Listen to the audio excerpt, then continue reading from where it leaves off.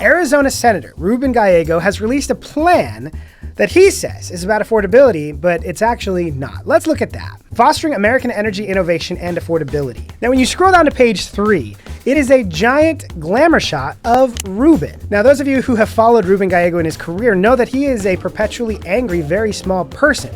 If you're printing a guide for helping the environment that you know people are going to print out, how many full-page portraits and glamour shots of yourself do you actually want? But let's read a tiny bit of it. In Arizona specifically, Republicans' budget bill raises families' utility bills by more than $110 per year and jeopardizes 134 projects in Arizona. Now, once again, this is Democrats trying to say we reshaped the entire economy, including in our own states, to get rid of reliable energy supply to focus on wind and solar. But the other reason that Ruben is doing this is to appease his donors, who became very friendly with him when Democrats had the power to dole out billions of dollars to wind and solar companies. Ruben Gallego took $137,000 from the renewable energy industry in 2024, and guess who else he took money from?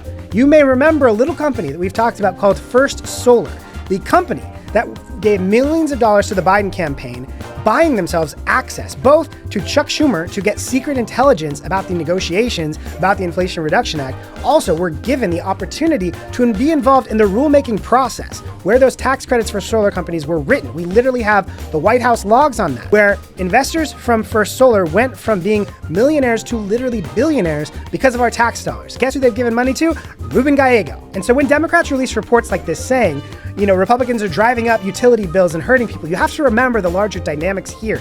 The goal of their green transition was to cut off all alternatives to wind and solar, so that the only thing you could do was put solar panels on your house or get a wind turbine to try and power your TV. So now that those things are not being propped up by taxpayers, Democrats have to say Republicans are destroying electricity and driving up utility bills. It's absurd, but at least we've got Ruben's glamour shot.